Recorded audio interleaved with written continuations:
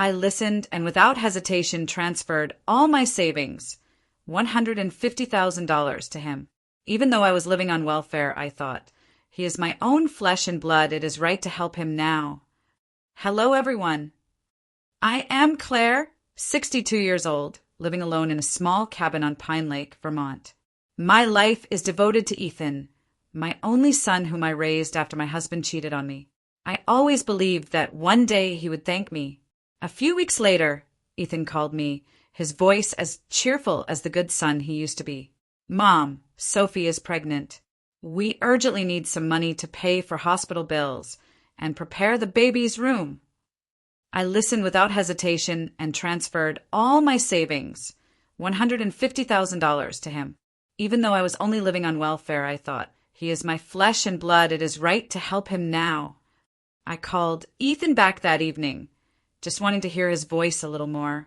Remember to buy vitamins for Sophie, and remember to stay strong.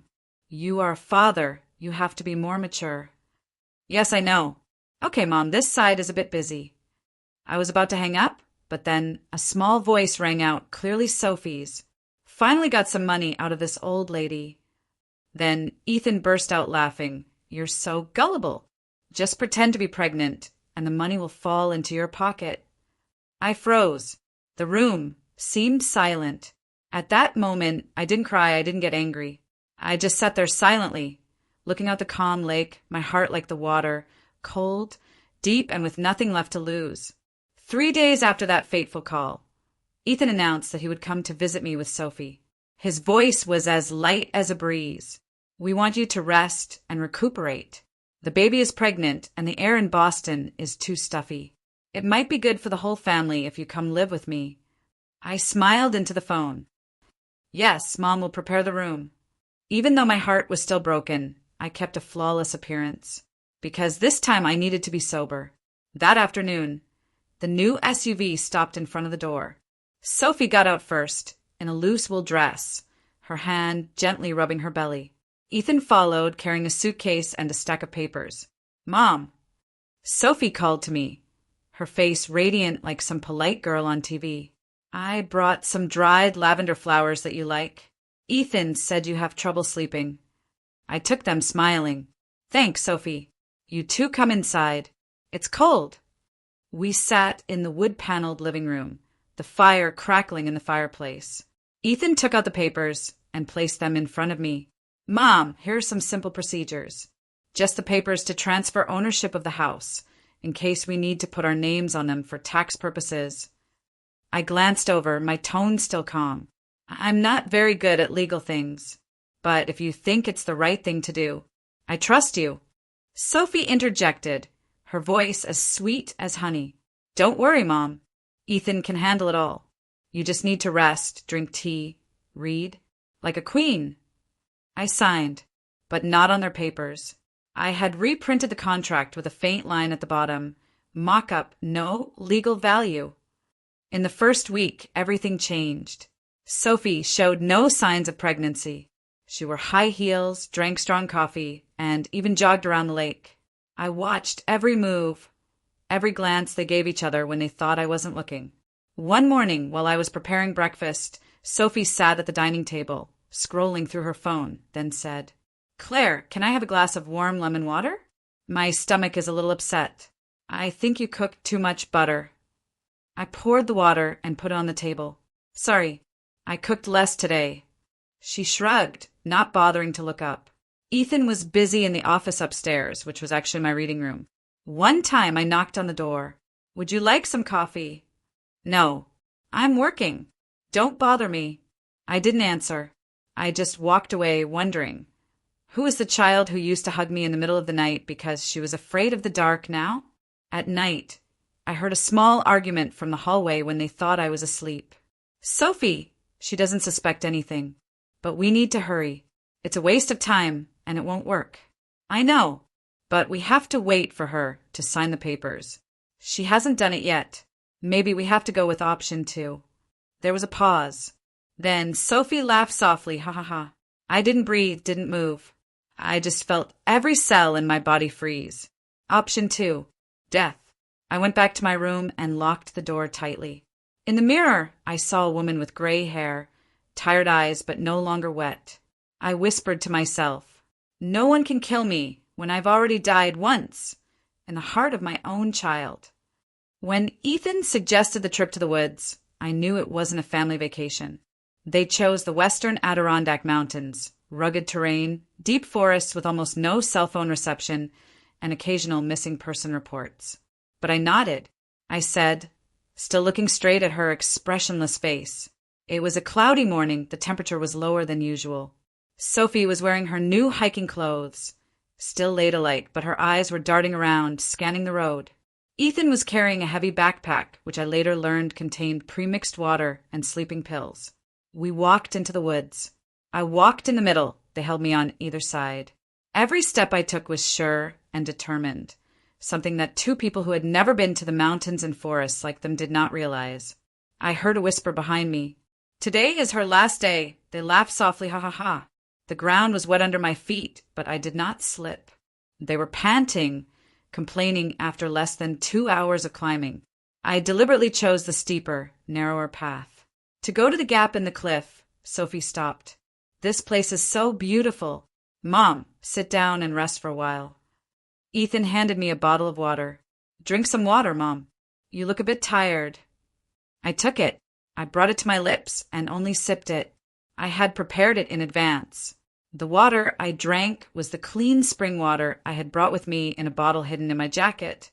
As for the water they gave me, I knew exactly what was in it. I sat down, pretending to shake my hand. They looked at each other, nodded. Ethan walked up behind me. I leaned over, gasping for breath. Sophie quickly exclaimed, "Too fast!" She lost her reflexes. They didn't know, back at home, I had stolen their sleeping pills and stuffed them into the 2 energy bars I had secretly placed in their backpacks this morning. Just a few minutes later, when I passed out, they both began to stagger. Sophie fell forward, her legs shaking, her mouth twisted. Ethan, why can't I see the road anymore? Ethan turned around, but at that moment his knees gave out, his whole body fell to the wet ground as if drained of strength. I opened my eyes, stood up, dusted off my sleeves, walked over to the 2 trembling bodies. I didn't say anything. There was no need to say anything. But when Ethan tried to drag his hand towards me, his eyes blurred with shock and panic, I bowed slightly. You asked me why I believed you? I believed because I didn't think I would raise a monster. But now I know monsters also need to learn their final lesson. I turned away. My figure was small in the deep forest, but each step was light, as if I had just lifted a heavy burden. I didn't abandon them. I called for help, anonymously, after leaving the 10-kilometer area. And then I went home, as quietly as a mother who finally knew that love could not save a heartless man like her son.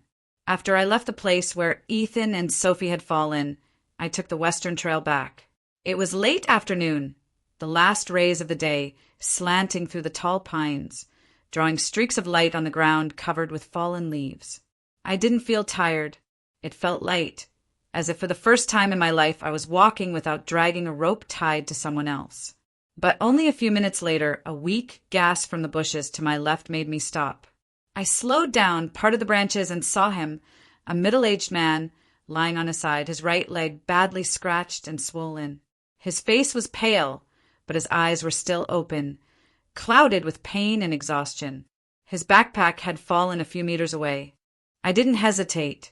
Years of experience with the rescue team were still in my blood. I checked my pulse, temporarily wrapped the wound with elastic bandages from my backpack, and called for help on the emergency radio I always carried on my solo trips. He didn't say much, just a few mumbled words. I slipped this morning, thought I wouldn't make it. When the helicopter arrived, I sat by his side the entire trip back, didn't ask any more questions, just held his hand like a normal stranger. But in my eyes, he wasn't a stranger at all. Not because I knew who he was, but because of his uncalculating, unscrutinizing gaze, something I had forgotten over the years. At MLS Hospital, I stayed without explaining why. I made tea for Nurse Myrie, helped with paperwork, quietly to save him from this current situation. When he woke up, I was sitting by the window looking down, my hand in need of a word. The first thing he said wasn't, "I'm fine." It was, "Thank you." I thought I was going to die in this situation where I was stuck. The sun was fading when I couldn't move. I nodded gently. It was okay. It was what I had to do, and I had my own enemies too. You're lucky, but you have to be sober enough to get lucky. He smiled, tired but sincere. Then he introduced himself. I'm Michael Grayson, Grayson Capital. I nodded again, still not revealing anything. Ethan's son had mentioned that name many times, with an undisguised longing in each phone call. But now, with that man sitting in front of me, weak, real, and not needing anything from me, I didn't think about Ethan anymore. A few days later, he was discharged from the hospital. I stopped by and watched him leave quietly, but he grabbed my wrist as I stood up. You didn't give me your phone number. No name. Nothing. How can I thank you? I just smiled, Not everyone who helps others needs to be repaid. But Michael didn't let me go. He handed me a business card, silver-edged, embossed with the logo of a famous person. If one day you want to have coffee with a guy who almost died like me, call me. Or not. I will always be grateful to you. I took the card, put it in my jacket pocket, without making any promises. After that day, I didn't contact him. I returned to the house by the lake. The wind blew gently on the water, as if caressing an old memory. The family photos, the birthday gifts Ethan gave me, I packed them all into a cardboard box. Didn't burn them, just put them away. In the afternoon, I sat in the garden, sowing mint and lavender. My hands were dirty, but my heart was cleaner than ever. I no longer carried the pain. I left it in the deep woods with the two people who used to call me family. And that night, for the first time in years, I left the phone on. I didn't expect them to come back, but I knew that sooner or later it would come. And sure enough, exactly 7 days later, my doorbell rang in the middle of the hot noon. Ethan and Sophie stood there, haggard, their faces as haggard as two unburied corpses. Their clothes were wrinkled. Their suitcases were thrown out behind them. Their eyes were no longer arrogant, but only panic and exhaustion. Mom, what's going on? The house is locked. Where are our things? Ethan asked, his voice choked with anger. I stepped out, stood in the doorway, not avoiding it. I held a large envelope in my hand. I gave it to her. All your vacation expenses, meals, hotel airfare, total of over $43,000. In the name of Ethan Harrison.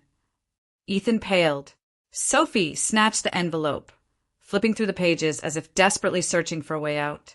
What is this? Isn't this your money? She shouted. I chuckled, my voice unwavering.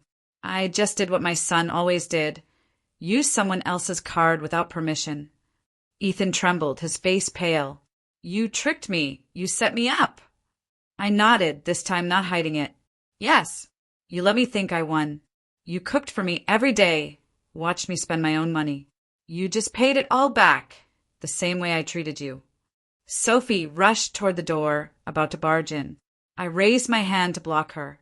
This house is still in my name. The papers you signed the other day, just a draft, worthless. Legal.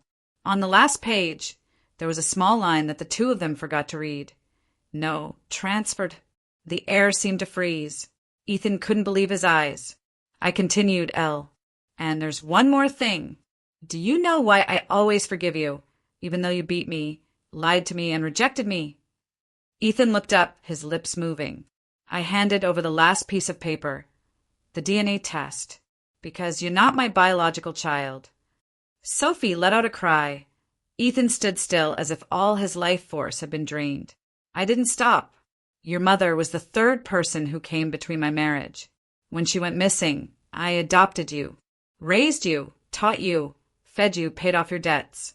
But you were never my flesh and blood, and I still chose to love you as a part of myself. It's just a pity that what I gave you was something you never knew how to cherish. Ethan collapsed on the steps. No more words. I turned, leaving them behind, two voiceless shadows in my life. But when the door closed, I stood there for a moment, listening to Sophie's gasping breaths, Ethan's weak knocking. That afternoon, I received a text from Michael, the man I had saved from kissing before. It's a beautiful day. Coffee? French. I texted back. French is good for the afternoon. I'll bring you waffles. And then I poured myself a cup of tea, put a thin slice of lemon in it, and took a deep breath of the light fragrance in the air. No more debts to bear, no more children to drag along. Just me and a new, more peaceful journey. The gentle wind blew across the lake, stirring the willow branches that were turning green. The first morning of April brought with it the scent of freshly cut grass, damp soil, and the lingering chill of winter. On the wooden steps, I sat alone, holding a cup of hot tea, my eyes quietly looking out at the water. The small house had changed. The gray floral curtains that had hung for 10 years were replaced with white linen. The old table and chairs, where Ethan used to sit and ask for money, were gone, replaced by a round wooden table that I had repainted myself. The walls were hung with self-painted landscapes, and old photo frames were neatly stored in tin boxes in the attic, no longer displayed in the living room. Behind the house, the garden began to come to life. Claire dug up the soil next to the fence where Goofy had buried his bones. She planted mint, daisies, and a row of pale lavender. In the soft sunlight, her hands full of dirt no longer trembled. With each step, she felt her heart fill with heavy memories, not to erase them, but to let them rest where they belonged. Every morning, I woke up earlier, no longer because of footsteps, no longer because of duty, simply because the early light made her feel that there was still something worth living for. In the afternoon, she walked around the lake, quietly watching the ducks, listening to the wind rustling through the pines, writing down little things in the small notebook she always carried in her coat pocket. The kitchen became her safest place, no longer a place to cook for demanding people, but a place where she experimented with new recipes. I made butter cookies, a dish that had never been requested, but I loved the smell when it filled the house. Orange and cinnamon tea was brewed not because anyone liked it, but because it warmed my heart. The kitchen is quiet now, full of sunlight, full of hand-labeled spice jars. I no longer follow the news. I don't look up Ethan's name.